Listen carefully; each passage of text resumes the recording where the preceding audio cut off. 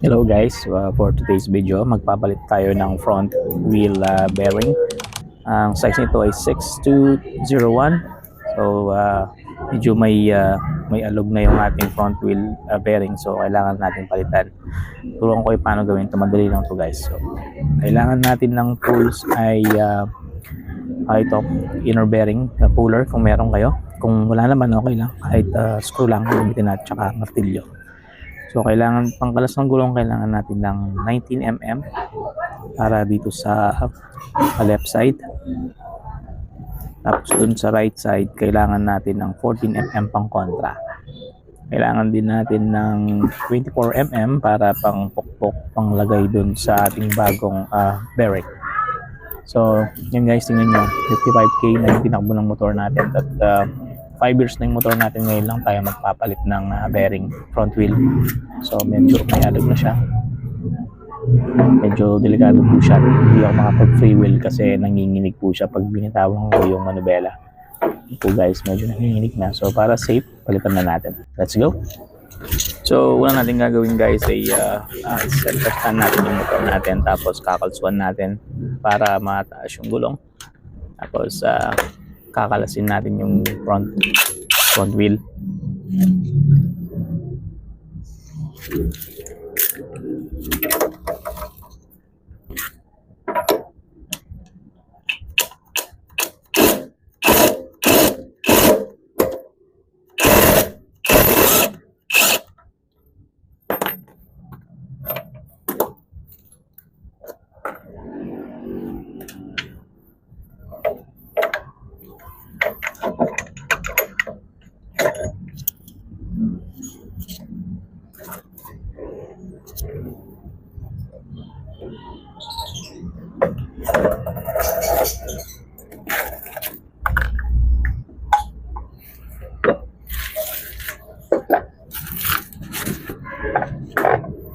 Guys, bago natin ibalik yung gulong, lilinisin na rin natin yung kanyang axle para mas dito, tapos gagasahin natin. Alright guys, so gagamit tayo ng Phillips screw para masunggit natin yung oil seal nakatakip dun sa bearing. So dahan-dahan lang para hindi masira yung oil seal. Sunggitin lang natin.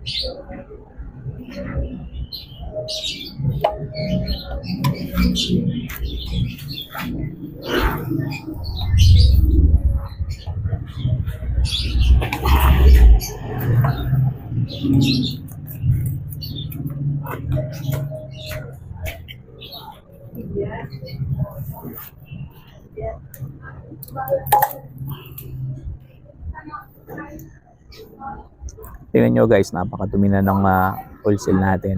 Parang nanigas na yung mga grasa. So kailangan natin pagkasahin at linisin.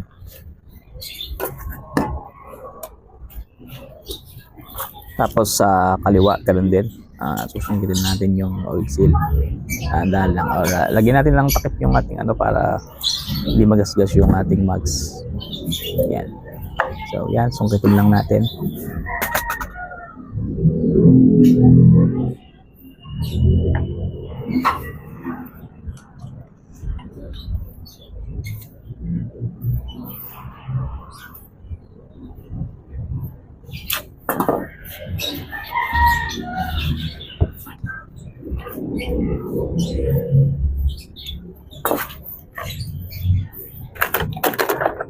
Okay, so tanggalin na natin yung bearing. Gagamit tayo ng inner bearing. First time natin gumamit ito, so try lang natin.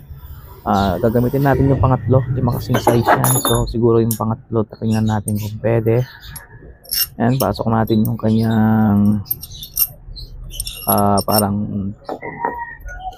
thread na para thread na bakal, may thread. Open natin para mag-fit siya dun sa bearing. Tapos pagkatapos natin malagay yon, i-thread natin para pag nilagay natin yung isang thread, pag hinigpitan natin mahihila yung puller. Oil lang natin ng konti.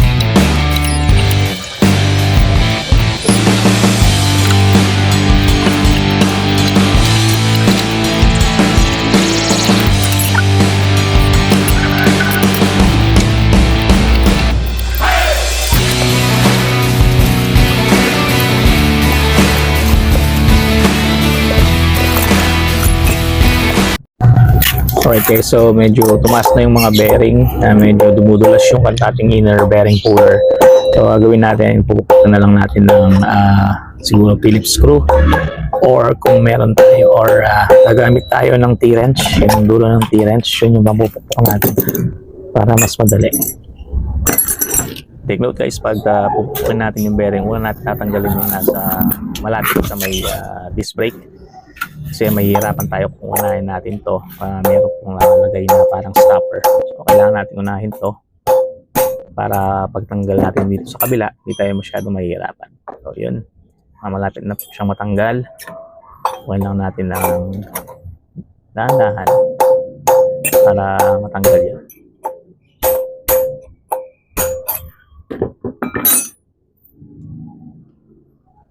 Tingnan nyo yung bearing guys, napakadumi na niya. So, parang nanigas na yung mga grasa. So papalitan na natin ang balot, you know.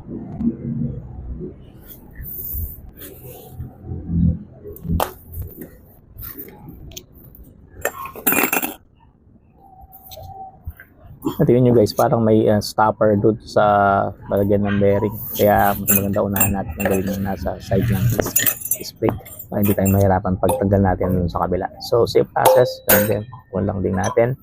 Mas madali naman ito guys kasi wala nang nakasalang.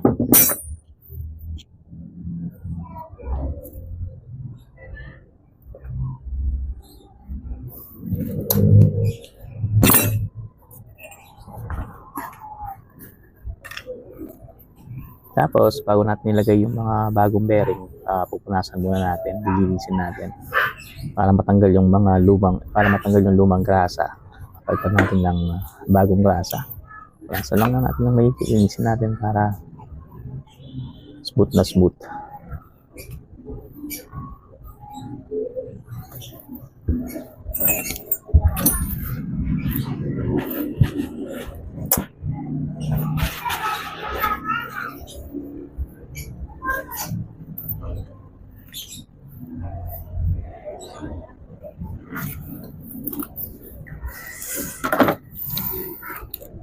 Tapos gagamit tayo ng 24mm na socket para gamitin natin sa paglagay sa bagong bearing natin.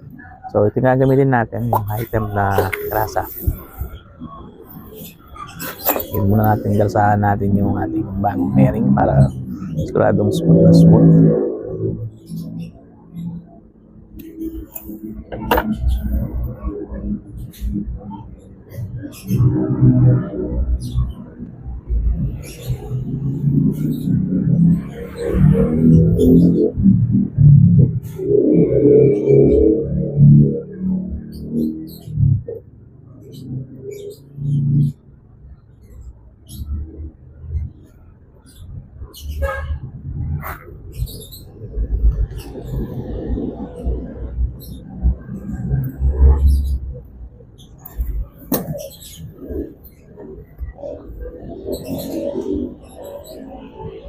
Alright guys, so patong lang natin yung bagong bearing, tapos ilagay natin yung lumang bearing bago natin bukutin yung bagong bearing. Huwag natin bukutin yung lumang bearing guys kasi masisira po siya. So kailangan yung side lang ng bearing, yun yung gagamitin natin para maipasok yung bagong bearing. Dahan-dahan lang para hindi masira yung mugs.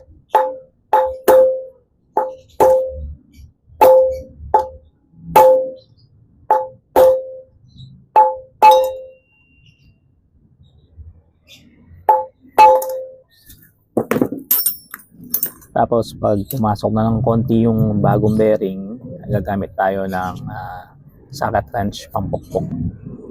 Para kasi kung yung luma yung gagamitin natin, baka hindi natin matanggal. So gamit tayo niyan para hindi masira yung bearing, para pumasok ng maigi yung bagong bearing.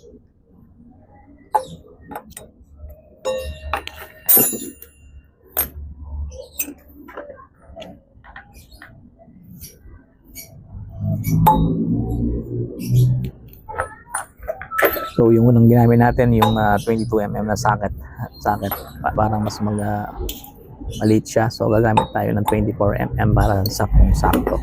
Yung 24mm kasi saktong-sakto dun sa bearing.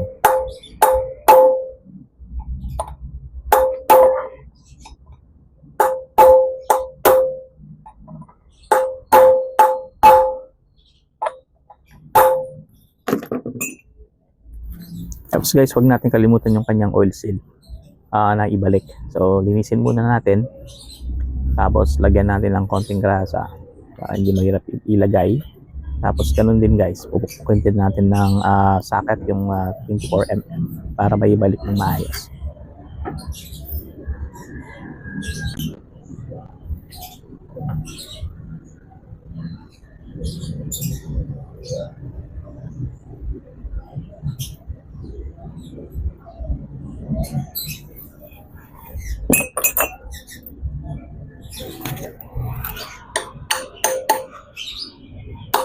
Alright, so dahan-dahan lang yung pag-pull guys para hindi masira yung sealant, yung oil seal.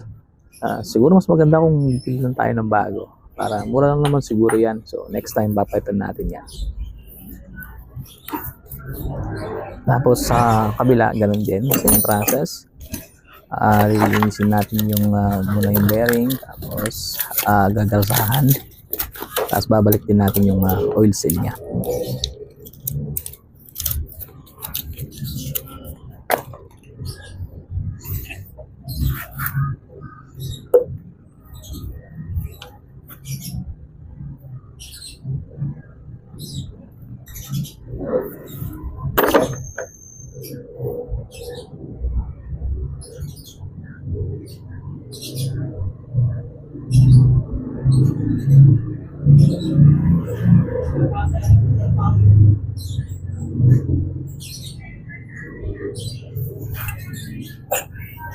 Tapos guys, bago natin ibalik yung bearing, huwag natin kalimutan yung bushing. Makalimutan nyo, mahirapan tayo. So lagay mo natin yung bushing, lilinisin din natin. Tapos lalagyan natin ng konting grasa para smooth din. Yan, muna natin siyang ilagay. Pag nalagay na natin yun, lagyan natin ng konting grasa. Tapos ilalagay na natin yung bagong bearing.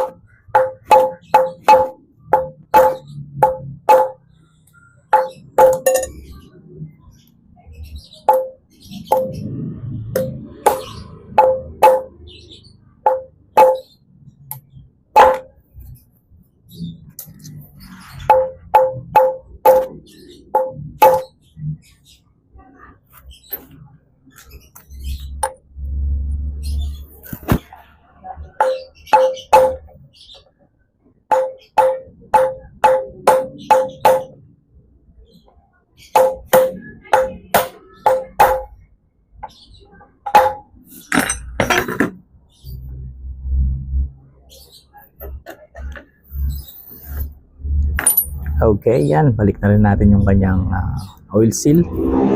Linisin natin. Tapos konting grasa. Then, pupukin lang natin ulit para mailagay siya ng mailapat siya ng maayos.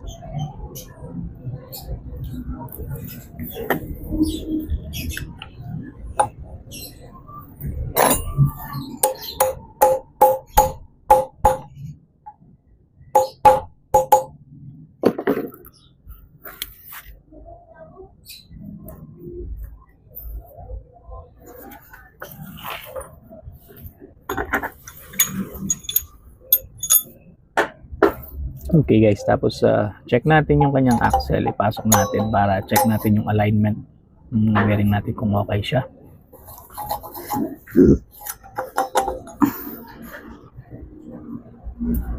So yun guys, ganun lang kadali magpalit ng bearing in a front wheel bearing. So kung nagustuhan niyo po yung video, paki-like na lang po, paki-share and paki-subscribe na rin po sa ating channel. Malaking tulong po sa akin to para mapalaki po yung channel ko. Maraming salamat po and God bless. Have a great day. Bye.